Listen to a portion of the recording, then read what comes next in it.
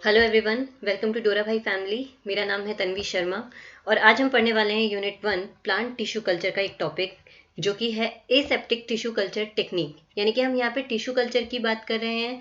हम किसी x plant से पूरा का पूरा प्लांटलेट बनाएंगे इन विट्रो कंडीशन में, लेकिन वहाँ जो कंडीशंस होनी चाहिए वो एसेप्टिक कंडीशन होनी चाहिए। तो इसके बारे में हम आज देखेंगे। सबसे पहले की जो टिश्यू कल्चर टेक्निक होती है, उस टिश्यू कल्चर टेक्निक में कौन कौन से स्टेजेस इन्वॉल्व होते हैं, यानी कि प्लांट टिश्यू कल्चर जब किया जाता है तो कौन कौन से स्टेजेस उसमें इन्वॉल्व होते हैं। तो सबसे पहला स्टेज आता है जहाँ पे हम सिलेक्शन करेंगे एक्स प्लांट का। एक्स प्लांट किसको बोलते हैं? तो बेसिकली एक्स प्लांट उस प्लांट के पार्ट को बोलते हैं जिसको हम यूज करेंगे, उसको न्यूट्रिएंट मीडिया के ऊपर रखेंगे, फाइनली उसका कल्चर होगा और उससे क्या होगा, पूरा का पूरा प्लांटलेट जनरेट होगा इन विट्रो कंडीशन में। तो एक्स प्लांट को सिलेक्ट करना कि भाई प्लांट का कौन सा पार्ट हम as an explant use करेंगे, वो बहुत ज़्यादा इंपॉर्टेंट होता है।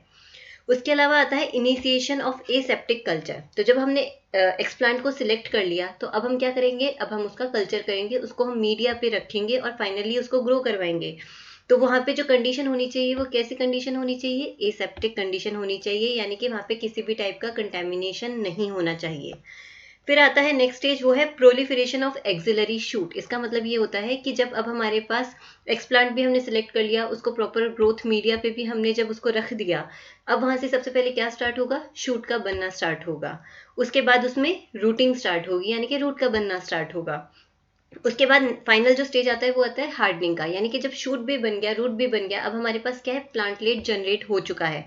तो अब उस प्लांटलेट को हम हमेशा के लिए थोड़ी ना इन विट्रो कंडीशन में ही रखेंगे, राइट? तो उसको अब हम कहाँ पे शिफ्ट करेंगे? इधर किसी पॉट में शिफ्ट करेंगे या फिर हम उसको फील्ड कंडीशन में शिफ्ट करेंगे। तो उस पार्ट को हम बोलते हैं हार्डनिंग। ठीक है, तो ये सारे के सारे स्टेजेस हैं जो कि कॉमन स्टेज हैं, प्लांट टिश्यू कल्चर में यूज होते हैं। बट ऑब्वियसली हर एक स्टेज में किसी ना किसी टाइप का मॉडिफिकेशन इन्वॉल्व होता है। जरूरी नहीं है कि आप जो भी टिश्यू कल्चर कर रहे हो आपको हर बार उसमें स्टेम की जरूरत हो, ठीक है, या फिर आपको हर बार ही रूट की जरूरत हो सकता है हम इनमें से कोई एक स्टेप को स्किप भी करना चाहें, हो सकता है हमें शूटना चाहिए हो, तो उसमें हम ये वाला स्टेप नहीं करवाएंगे, हम उस टाइप का हार्मोन प्रोवाइड नहीं करेंगे। या फिर हो सकता है हमें रूट ना चाहिए हो, ठीक है, तो वो डिपेंड करता है कि हमें किस टाइप का टिश्यू कल्चर करना है। बट अल्टीमेटली जो ये स्टेजेस हैं ये कॉमन स्टेजेस होते हैं, मॉडिफिकेशन हम कर सकते हैं। अब बात आती है एसेप्टिक टिश्यू कल्चर की। तो यानी कि मेंटेनेंस ऑफ एसेप्सिस क्यों जरूरी होता है? भाई वहां पे किसी भी टाइप का कंटेमिनेशन नहीं आना चाहिए, क्योंकि अगर कंटेमिनेशन आएगा तो हम जो एक्सपेरिमेंट करना चाहते हैं वो एक्सपेरिमेंट होगा ही नहीं, और स्पेसिफिकली हेल्दी एक्सपेरिमेंट तो नहीं हो पाएगा, राइट? तो अब कंटेमिनेशन कौन कौन से टाइप के होते हैं? तो बेसिकली कंटेमिनेशन चाहे बैक्टीरियल कंटेमिनेशन हो सकता है, फंगल हो सकता है, वायरल हो सकता है और इंसेक्ट्स की वजह से भी हो सकता है। सबसे ज़्यादा कॉमनली जो देखा जाता है लैब कंडीशन में वो है बैक्टीरियल एंड फंगल वाला कंटेमिनेशन। क्यों? क्योंकि बैक्टीरिया और जो फंजाई होते हैं इनके स्पोर्स नॉर्मली ही सराउंडिंग में बहुत ज़्यादा अवेलेबल होते हैं, तो इनकी वजह से बहुत कॉमन होता है लैब कंडीशन में भी कंटेमिनेशन का आ जाना बैक्टीरियल और फंगल का। जैसे कि आप इस इमेज में भी देख सकते हो, यहाँ पे सीड को लगाया गया है मीडिया के ऊपर, लेकिन ये कंडीशन जो है यहाँ पे इस तरीके की है कि यहाँ पे बैक्टीरियल और फंगल का कंटेमिनेशन आ चुका है।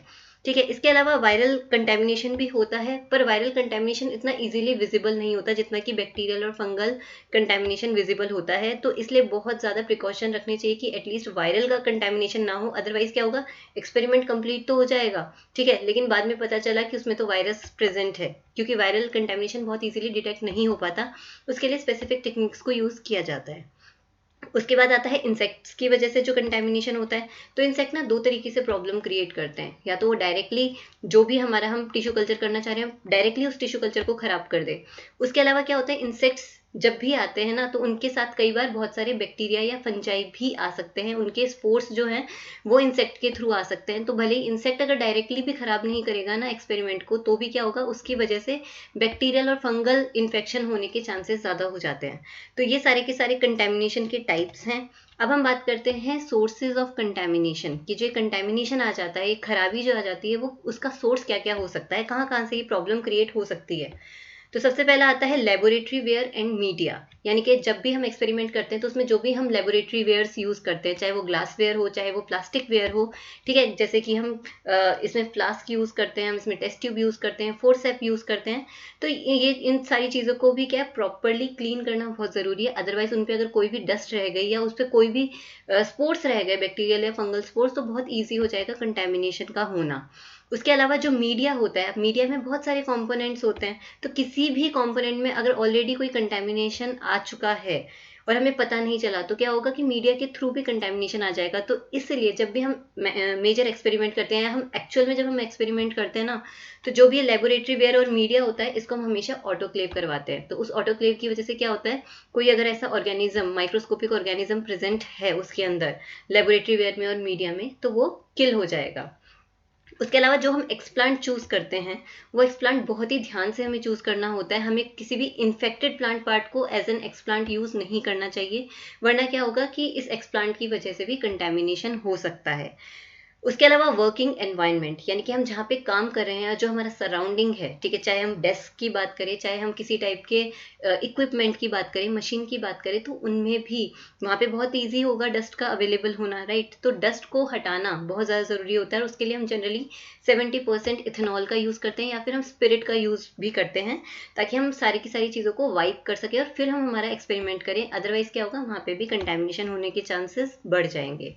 फिर फाइनली आता है वर्कर्स, यानी कि जो भी एक्सपेरिमेंट कर रहा है, जो भी एक्सपेरिमेंट को कंडक्ट कर रहा है, उसकी वजह से भी वहाँ पे कंटेमिनेशन हो सकता है। इसलिए जो ये वर्कर्स होते हैं, जो भी रिसर्चर्स होते हैं, उनको बहुत मतलब ध्यान से बहुत ही सारे प्रिकॉशन रखने पड़ते हैं। फॉर एग्जांपल, उनको ग्लव्स पहन लेना चाहिए, उनको मास्क लगा के काम करना चाहिए, लैब कोट पहन के काम करना चाहिए, और बार बार अपने हाथ को, जो भी मतलब अपने ग्लव्स भी पहने ना, तो भी उसके बाद भी अपने हाथों को हम 70% इथेनॉल से वाइप कर सकते हैं। ठीक है, तो इस तरीके से क्या होगा कि अगर हम ध्यान रखेंगे और ऑलरेडी प्रिकॉशन रखेंगे, तो कंटेमिनेशन के चांसेस कम हो जाएंगे। ठीक है, तो आई होप आपको समझ में आया होगा कि प्लांट टिश्यू कल्चर के कौन कौन से स्टेजेस होते हैं, उसमें कंटेमिनेशन कौन कौन से टाइप का हो सकता है, और उसके अलावा कौन कौन से सोर्सेज होते हैं कंटेमिनेशन के। सो दैट इन सब का अगर हमें ऑलरेडी आइडिया होगा, तो हम एक्सपेरिमेंट करने से पहले हम प्रिकॉशन रखेंगे, और हमारा जो भी एक्सपेरिमेंट है फिर वो खराब नहीं होगा, उसके अंदर किसी भी टाइप का कंटेमिनेशन हम अवॉइड कर पाएंगे, और जो हमारा प्लांट टिश्यू कल्चर होगा फिर वो हेल्दी होगा। Thank you so much. अरे एक मिनट, देख लिए? पसंद आया वीडियो? तो ऐसे ही और इन्फॉर्मेटिव वीडियोस को देखने के लिए आज ही हमारे एप्लीकेशन डोरा भाई को डाउनलोड कीजिए प्ले स्टोर से, जहां हमारे एडुकेटर्स फ्रॉम टॉप इंस्टीट्यूशंस और आईआईटी से आपकी यूनिवर्सिटी के हिसाब से लेके आए हैं क्यूरेटेड वीडियो लेक्चर्स और वाइड वैरायटी ऑफ नोट्स बिल्कुल फ्री ऑफ कॉस्ट। तो देरी किस बात की, आज ही हमारे और आपके डोरा भाई को डाउनलोड कीजिए प्ले स्टोर से और एग्जाम में फोड़ दीजिए।